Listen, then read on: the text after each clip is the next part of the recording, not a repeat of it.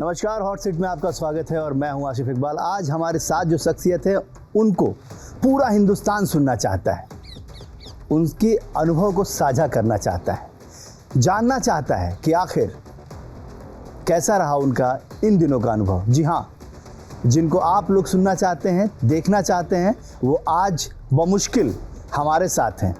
हम संतोष यादव जी की बात कर रहे हैं, जिन्होंने बहुत मुश्किल से न्यूज़ इंडिया के लिए वक्त निकाला है। बहन जी, बहुत बहुत धन्यवाद। आपका बहुत धन्यवाद जो आपने ये वक्त निकाला हम लोगों के लिए, क्योंकि हमको पता है कि आप जल्दी बात नहीं करना चाहती हैं, जल्दी बात नहीं कर सकती हैं, आप बात नहीं करना चाहती थी, लेकिन हमारे आग्रह को आपने माना, इसके लिए बहुत धन्यवाद। हम सबसे पहले आपके जीवन काल को समझना चाहते हैं, क्योंकि हमारे जो दर्शक हैं ना, वो हमेशा जब उनको ये मालूम हुआ कि हम लोग आपको अप्रोच कर रहे हैं, आपसे बात करना चाहते हैं, तो उनके अनुभव तो आपके बहुत सारे किताबों में पढ़े हैं, लेकिन आपकी ज़ुबानी जानना चाहते हैं कि जन्म आपका हरियाणा में होता है, शिक्षा दीक्षा राजस्थान में होता है, आप टेक्निकल ट्रेनिंग आप उत्तराखंड में लेती हैं, और फिर आपने जो एक हिमालय की पर्वत शादी बिहार में हो जाती है। तो ये कैसा रहा ये अनुभव और किस तरीके से? देखिए, हरियाणा में तो मेरा जन्म हुआ, वो छोटे से गांव में और संपन्न परिवार में। सबसे पहले तो जब मैं पैदा हुई तो मुझे मांग के लिया, दादी ने कहा कि एक भिक्षा मांगने आए थे, तो रोज़ाना आते थे भिक्षा मांगने के लिए हमारे, तो वो दूधो नाहो पूतो फलो, मेरी माँ जब उनको देने लगी भिक्षा तो दूधो नाहो पूतो फलो, मेरी दादी पास में खड़ी थी, उन्होंने कहा नहीं नहीं नहीं, माने तो छोरी को आशीर्वाद दे। तो बड़ा आश्चर्य लगा उसको भी कि लड़के ज़्यादातर लड़का मांगते हैं, और ये मतलब सोचिए, मैं 55 साल पहले की बात उन्होंने कहा कि खैर नियति को जब मंजूर था, मैं पैदा हुई। मेरी प्रारंभिक शिक्षा गांव में हुई। उसके बाद छठी में फिर मैं गांव के पास में कस्बा है धारुएड़ा, वहाँ 11 किलोमीटर पैदल जाती थी। 11 किलोमीटर पैदल। और मैं गांव से मैं पहली लड़की थी, एक लड़की और थी, लेकिन मैं उस वक्त जब मैं जाने लगी तो मैं अकेली हो गई थी। बचपन का एक और अनुभव मैं ज़रूर सुनाना चाहूँगी। वो था बहुत इंटरेस्टिंग, जो कि मुझे वहीं से कुछ चीज़ें पता चल गई थी कि हाँ, प्रतियोगिता एक इतनी ख़राब चीज़ है। हम लोग बच्चे जो खेलते थे तो अक्सर मैं ना जीत जाती थी। अरे वाह। तो मैं जीतती थी तो लोग फिर मुझसे खिलाते ही नहीं थे कि इसको नहीं खिलाएंगे, ये जीत जाती है हर वक्त। यही आपके जीतने के अनुभव को लोगों ने कहा ये नहीं खेलेगी। और बड़ा भाई था मेरा, मेरे कजन्स थे और भी सब लोग भगा देते थे। फिर मैं आती थी कि गंभीर किस्म की थी, लेकिन कभी कभी बच्चों को देख के ना वो तो होता, वो हो जाती थी साथ के अनुभव। हाँ, तो मैं बोलती थी अच्छा मुझे भी खिला लो, कहते नहीं तुझे नहीं खिलाएंगे। तो मैंने कहा मुझे खिला लो। मैं बहुत रिक्वेस्ट करती थी, तब जाकर के कहते हाँ खिलाएंगे, अगर तू जीतेगी नहीं तो। ये पहली बार ऐसा होता होगा। वो शर्त लगती थी। फिर मैं कहती थी हाँ कोई बात नहीं। जब जीतने की ललक और जिस तरीके से आपका जज्बा रहा है तो वो तो ये सारी चीज़ें एक तरह से मेरे अंदर एक आत्मबल, जो मुझे प्यार, मेरी दादी माँ और पिताजी का भी मैं गले का हार, पिताजी वो गांव में ना एक हो गया था कि कोई अपनी लड़की को इतना प्यार कर सकता है। मैं हमेशा गले में टंगी रहती थी। क्या बात। उनका स्पर्श जो माता पिता का जो बहुत ज़्यादा, तो वो मुझे आत्मबल का धनी बनाया। फिर खैर ये सब सिलसिला हुआ, दिल्ली आ गए। मैं 12th तक दिल्ली पढ़ाई की, सरकारी स्कूल में, हिंदी मीडियम में। उसके बाद तो उन्हीं दोनों मेरी शादी की बात चल रही थी। तो 12th के बाद नहीं, 10th के बाद जी। तो माँ ने कहा कि अभी छोटी है। फिर 12th हो गई मेरी। 12th हो गई तो फिर मेरी जो कज़न है उसकी शादी, क्योंकि जॉइंट फैमिली थी, तो उसकी शादी होने की बात होने लगी। तो मेरी छोटी है और ये बड़ी है और वो छोटी है, 3 महीने का फ़र्क, लेकिन छोटी बड़ी तो है ही। तो उन्होंने कहा कि नहीं, इसका शादी, मेरा शादी करना ही पड़ेगा। तो मैंने कहा कि नहीं, वो तो पढ़ नहीं रही है, मैं तो पढ़ रही, कम से कम मुझे ग्रेजुएट होने दो, मैंने ऐसे कहा। खैर फाइनली मैंने एक निर्णय लिया कि मैं अगर इनके सामने रहूँगी तो मेरे माता पिता से ज़्यादा क्या रिश्तेदार परेशान होते हैं। बिल्कुल होता है, ये तो गाँव गिरास का ये रस्म है। हाँ, और उनका चिंता का भी विषय था एक्चुअली, क्योंकि लड़की जवान हो रही है, ज़माना ऐसा है। और तो खैर उससे मैं टलती रही और मैंने निर्णय लिया कि मैं हॉस्टल चली जाऊँगी तो मेरी शादी के लिए लोग ख्याल नहीं आएगा ज़्यादा, बेशक। क्योंकि रिश्तेदार जब आते दूर थे, होंगी आप तो कम से कम। कम ख्याल आएगा। तो फिर मैं ये इससे बच गई। उसी दौरान वहीं से मुझे माउंटेनिंग का ख्याल आया। घर में माँ पार्वती और शिव जी की होती थी, शिव परिवार, और पीछे पहाड़ होते थे। तो मैं ये सोचती थी कि ये इस दुनिया का हिस्सा नहीं है। बिल्कुल, ये लगता है कि वो जी हाँ, दैवीय शक्ति। और हाँ, और उन दिनों टेलीविज़न और ये सब चीज़ें थी नहीं। फिर फाइनली मैंने ये निर्णय लिया कि मुझे यहाँ जाना है, ये देख के आना क्या है। और फिर उन्होंने फटाफट मुझे एक एड्रेस दे दिया, प्रिंसिपल का, इंस्टीट्यूट का एड्रेस दिया। मैंने वहाँ फॉर्म भर के भेज दिया। अब वहाँ पे आई पैसे की ये बात एडमिशन के लिए। हाँ, एडमिशन के लिए। हालांकि मैं अच्छे परिवार से हूँ, लेकिन माता पिता को कहूँगी तो फिर कहेंगे ये कौन सी ट्रेनिंग और ये कौन क्या सा हो गया। फिर कोर्स से और क्या पापा पढ़ाई के लिए तो बड़ा मुश्किल कर रहे थे। हाँ बिल्कुल, आप गए थे ग्रेजुएशन करने के लिए, फिर हाँ, आपने नया कुछ सब्जेक्ट हाँ चूज ये कर दिया, ये क्या है। तो और उसके लिए उन लोगों को समझा पाना भी बहुत मुश्किल होगा। हाँ, नहीं, मेरे समझाने की प्रयास ने अपने आप ही जुटाने लगी साधन क्या जुटाया मैंने मैं इसलिए बच्चों को कहती हूँ कि आवश्यकता में जियो। हमने तो आवश्यकता को त्यागा। बल्कि मुझे 500 रुपया फीस भेजनी थी घर से। हाँ, वहाँ पे इस ट्रेनिंग की जी। तो मैंने क्या किया कि सबसे पहले तो मैंने निर्णय लिया किताब का जो पैसा है वो मैं किताबें नहीं खरीदूँगी। अच्छा। और मैंने लाइब्रेरी होगा जरूर यहाँ पे सारा, मतलब बिल्कुल आपने सोच लिया था कि मुझे किस तरीके से चीज़ों हाँ, को तो अपने हिसाब से चीज़ें करनी है। हाँ, पेंटिंग का भी सब बंद कर दिया, उसमें भी खर्चा होता था। बिल्कुल। तो फिर मैं गई वहाँ पे और लाइब्रेरी से नोट्स बनाती थी और मतलब वो सब करती थी, तो वो पैसा बचा। फिर आपको आश्चर्य लगेगा, मैंने उपवास करना शुरू किया तो वो मेरा पैसा बच जाता था। एक तो 90 रुपीज़ मेरा पर मंथ बचता था, 180 रुपये था। वाह, क्या बात है। अजीब लगता बताना भी अजीब।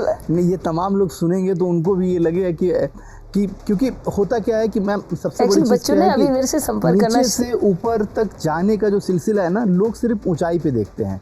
वो ये नहीं समझते को कितनी लंबी सफ़र उन्होंने तय की होगी। क्योंकि आपकी पद्मश्री को तो सभी जानते हैं, आपके माउंट एवरेस्ट की विजय को सब जानते हैं, लेकिन उसके पीछे की कहानी किसी को नहीं मालूम। आज हम न्यूज़ इंडिया पे यही बताने की कोशिश कर रहे हैं, क्योंकि आज तमाम लोग ये भी जानना चाहते हैं कि आपने सफ़र कहाँ से शुरू किया और अब इस वक्त जो इतिहास आपने रचा है, जो जिस तरीके से पूरे हिंदुस्तान की मीडिया है कि वो ये कह रही है कि जिस संघ ने कभी भी महिलाओं को प्राथमिकता न देने की बात हमेशा आरोप लगते रहे उनके ऊपर, उन्होंने पहली महिला को प्राथमिकता दी और वो संतोष यादव थी। ऐसा क्या खास था कि जो आपको संघ ने अप्रोच किया और किस तरीके से आपको इस पूरे मतलब इस सिलसिले में आपको शामिल किया, कैसे आप वहाँ पहुँची? देखिए, कुछ समय से मैं संघ के संपर्क में आ चुकी थी और कुछ बहुत समय पहले भी आ चुकी थी। मुझे ये नहीं पता था कि मैं संघ के संपर्क में हूँ। एक्चुअली मैं बहुत सिंपल हूँ और मुझे अपने आप बोलना थोड़ा ठीक नहीं लगा, लेकिन मैं हूँ सिंपल कि मुझे ना अगर किसी कार्यक्रम में जाना है तो मैं बहुत तहकीकात नहीं करती थी कि किस कार्यक्रम में जा रही हूँ, क्या कर रही हूँ, इससे मुझे क्या फ़ायदा है, क्या, क्योंकि लालची तो हूँ नहीं मैं। बिल्कुल। और ना ही मुझे कोई डर लगता। तो मैं क्या करती थी कि जिसने मुझे बुलाया मैं चली गई उठ करके। तो मुझे अभी किसी ने बहुत पुरानी पिक्चर शेयर की कि दत्तात्रेय जी और हम एक मंच पे हैं और मैं मुख्य अतिथि हूँ। और तो ये मुझे कभी सोचा ही नहीं था कि मैं, खैर मुझसे फ़ोन आया लगभग 3 महीने पहले, 2.5-3 महीने पहले, और मुझसे कहा कि मैं जा रही थी कहीं पे, रास्ते में थी ट्रैवल, मैं मध्य प्रदेश में थी एक्चुअली। और मध्य प्रदेश में जब उनका फ़ोन आ रहा था तो मैं किसी मंदिर में थी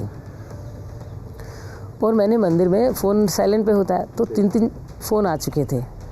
तो फिर मैंने जैसे फिर से फ़ोन आया तो मैंने देखा फ़ोन आ रहा है तो वो कट गया। तब तो मैं उठाऊँ, मैंने किसका फ़ोन आ रहा है, मैं देखा तो फिर अच्छा, फिर मैंने फ़ोन किया तो उन्होंने नहीं उठाया। फिर मैं चल दी, मुझे बस ट्रेन पकड़नी थी। तो मैं जब चल रही हूँ तो फिर फ़ोन आया उनका, तो उन्होंने कहा बहन जी ऐसी सी बात है कि विजय नहीं 5 तारीख को क्या कर रही हो आप? हाँ, मैंने कहा मैं हरिद्वार में हूँ, कार्यक्रम ज़्यादा लेती नहीं हूँ, मैं वहीं पर हूँ, बताइए। और तो बोले कि ऐसे ऐसे विजयदशमी के दिन हम आपको नागपुर में बुलाना चाह रहे हैं। तो हाँ कर देना ऐसे करके, और मैं ट्रेन पकड़ ली। फिर आपको इनवाइट किया उन लोगों ने, फिर फ्लाइट की टिकट भेजी, फिर उसके बाद फिर वो आप भूल गई। हाँ फिर कैसे याद पड़ा? फिर क्या हुआ कि फ़ोन आया कि हम इसको ना ट्विटर पे दे रहे हैं। अच्छा, हाँ आपके आने की सूचना। हाँ, तो मैंने कहा अच्छा ठीक है। फिर मैं ऐसे ही मतलब वो मैं अलर्ट तब हुई जब मुझे उसके 2-3 घंटे के बाद मैं पूजा से उठी और मुझे फ़ोन आने लगे मीडिया के। सबसे पहला फ़ोन है रेवाड़ी से जी। तो उन्होंने कहा कि बहन जी हम स्वयं सो बोल रहे हैं उस पेपर से, हमने कुछ खबर सुनी है आपकी, क्या ये सही है? तो क्या खबर है? तो ये खबर है। हाँ मैंने कहा सही है।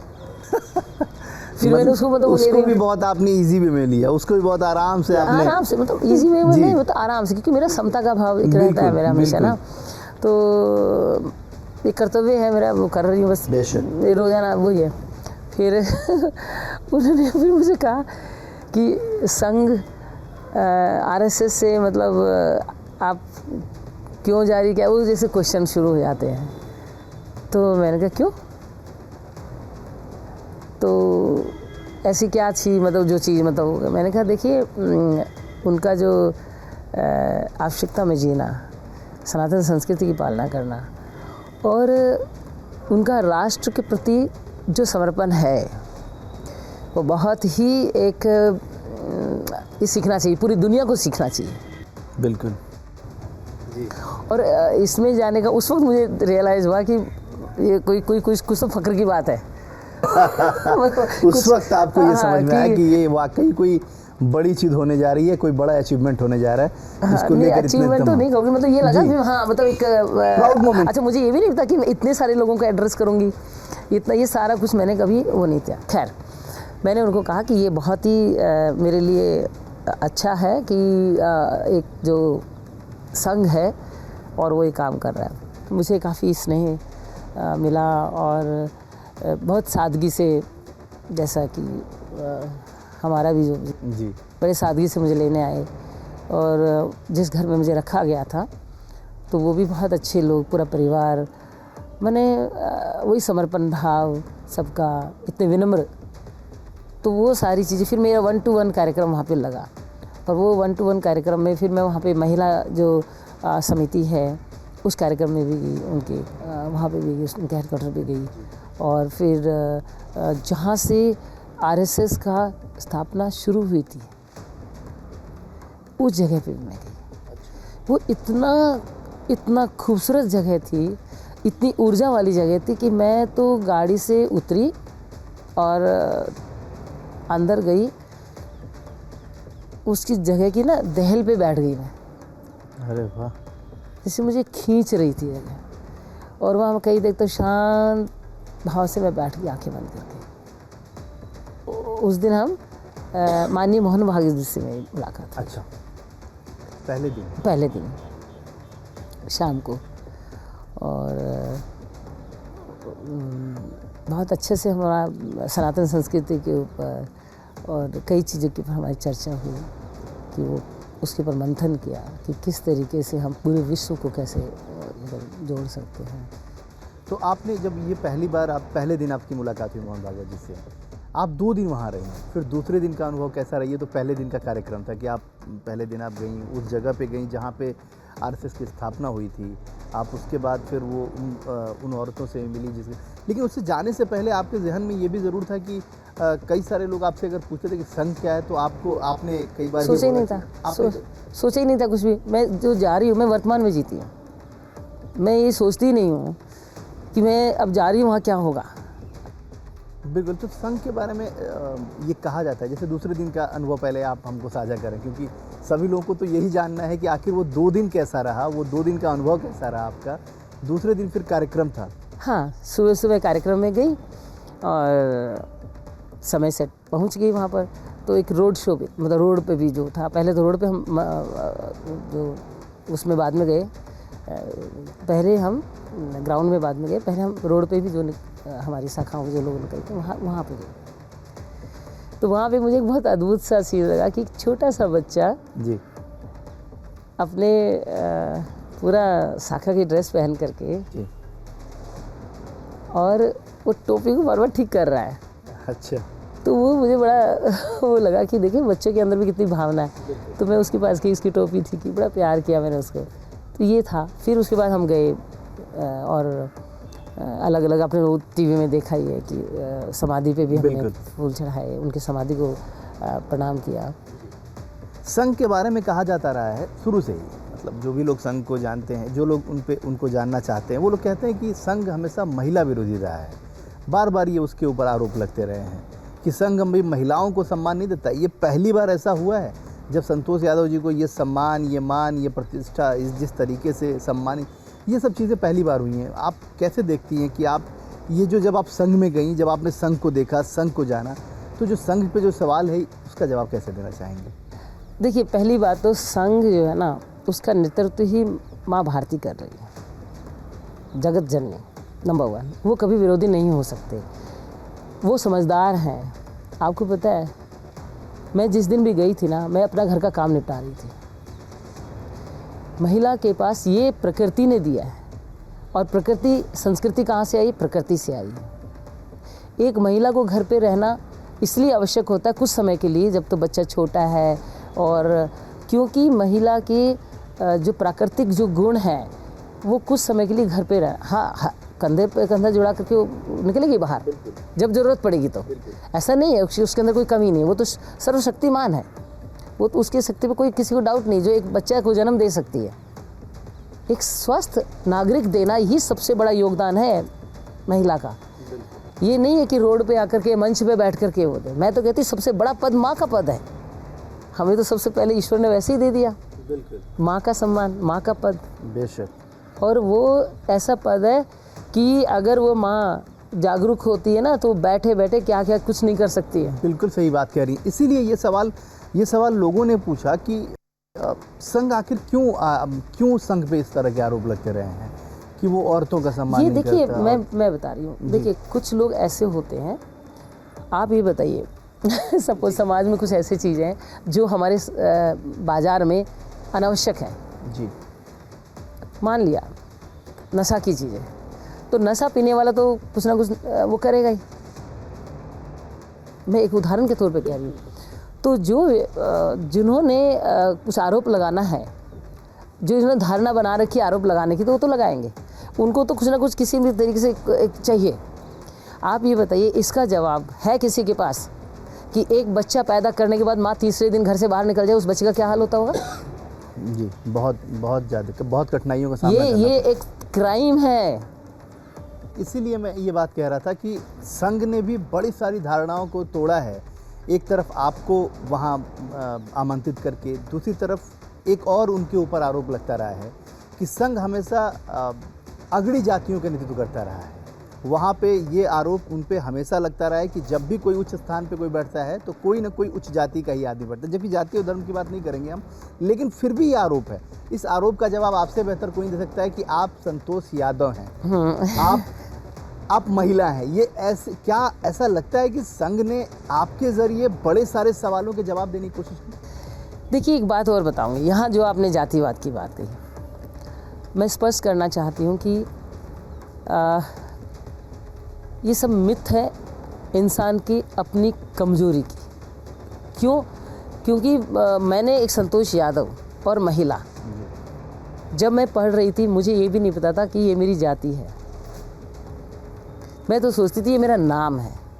हमारे यहाँ यादव लगाते भी नहीं थे टाइटल। ये मेरा नाम कोई बिहार का आदमी था जिसने मेरा एडमिशन कराया 8वीं कक्षा में, तो मेरा नाम पहले संतोष कुमारी था। अच्छा, ठीक है। तो पिताजी आ नहीं सकते थे आर्मी में, तो वो किसी को भेजा और उसने एडमिशन कराते समय मेरा नाम संतोष यादव लिख दिया। मतलब ये बिहार के लोग जो थे उन्होंने, हाँ, उसने लिखा। ठीक है, ये एक वो है, वहाँ से मेरा नाम यादव पड़ा, नहीं पहले संतोष कुमारी था जी। एक बात मैं सचमुच बता रही, जब तक मैं कॉलेज में थी तब तक मुझे नहीं पता था। जब वो मंडल कमीशन आया तब मुझे पता चला कि यादव मेरी कास्ट है। एक बात, मैंने कभी भी यादव हूँ करके मैंने कभी भी अपने रिजर्वेशन नहीं लिया जीवन में। मैं महिला होने का रिजर्वेशन नहीं लिया।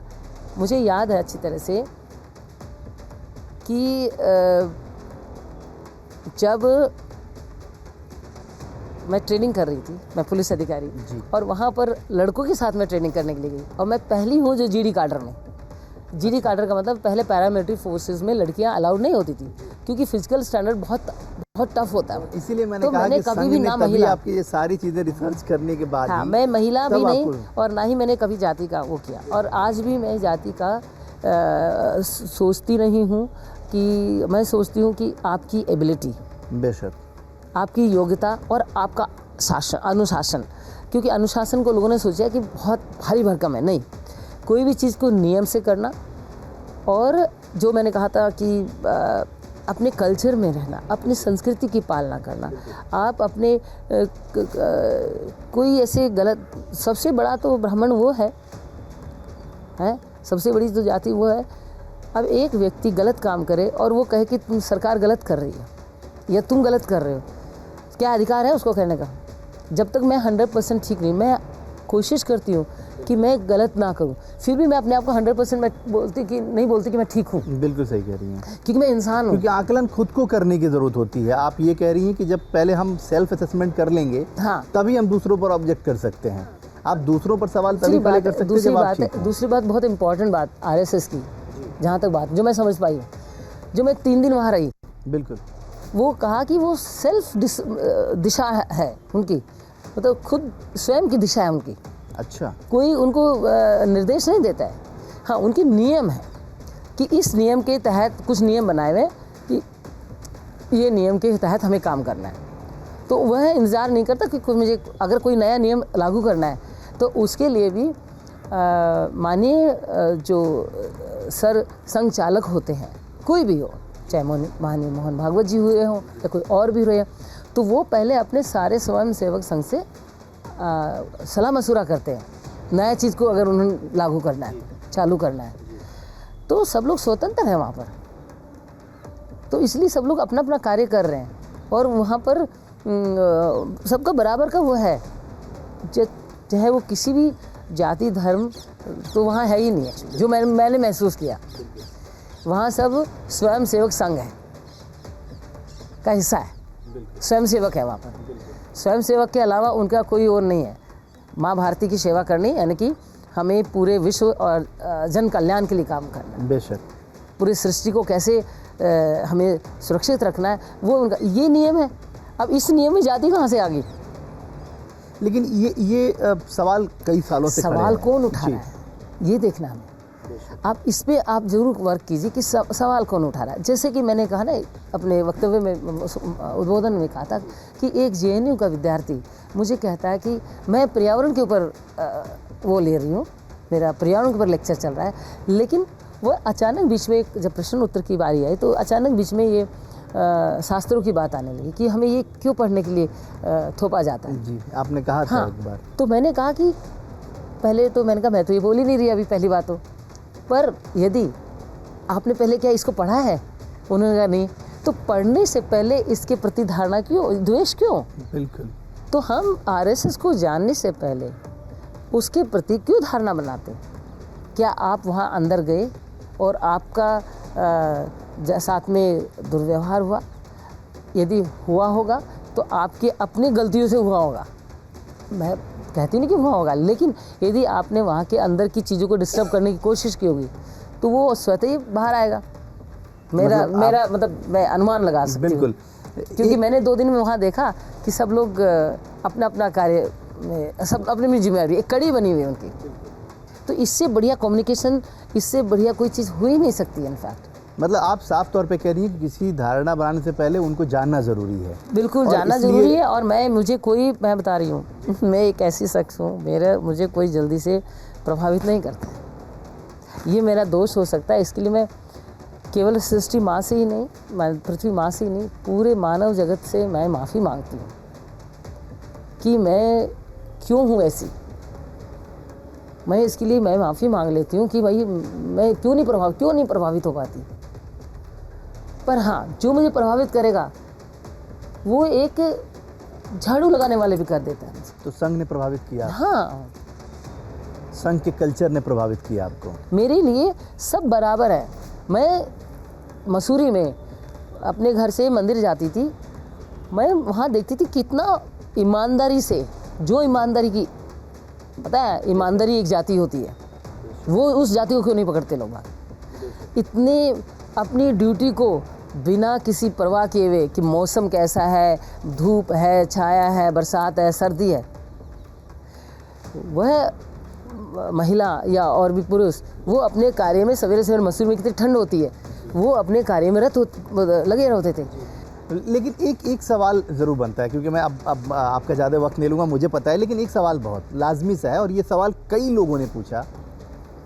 आपने कहा कि आप जहाँ जाती हैं फिर लोग आने शुरू हो जाते हैं, तो क्या हम माने कि संघ में आप गई हैं और संघ में भी अब महिलाओं की प्राथमिकता बढ़ेगी, आप राजनीति की तरफ आगे बढ़ेंगे? क्या हम लोग ये मान के चल लें कि अभी हम आज जिस सिचुएशन में बात कर रहे हैं, आगे आने वाला वक्त बिल्कुल बदलेगा और आज हरिद्वार में हम बात कर रहे हैं, कल हम दिल्ली में आपसे बात करेंगे और दिल्ली में बात करेंगे तो हो सकता है कि ईश्वर का आदेश था मैं हरिद्वार में आऊँ जी, दिल्ली जैसी जगह को छोड़ के कोई आ सकता है।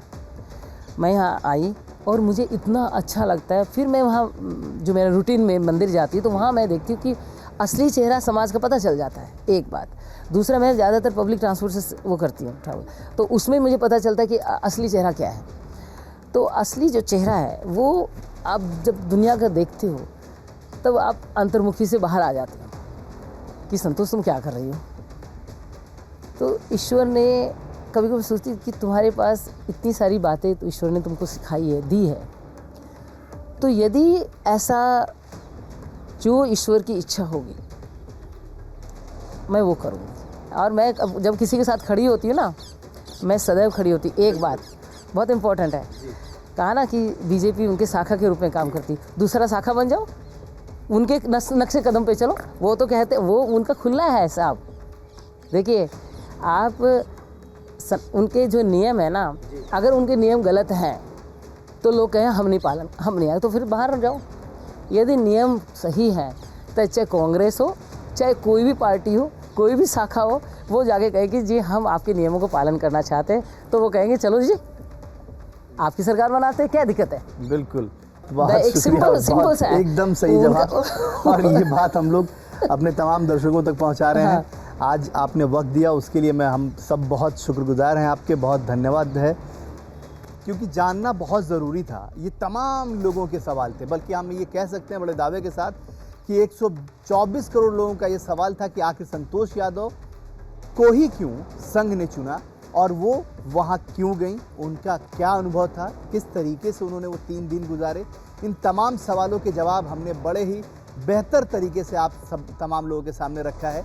फिर अगले सप्ताह एक नई शख्सियत के साथ आपके साथ हम मौजूद होंगे हॉट सीट पे। तब तक पूरी टीम को आप दीजिए इजाज़त। देखते रहिए न्यूज़ इंडिया।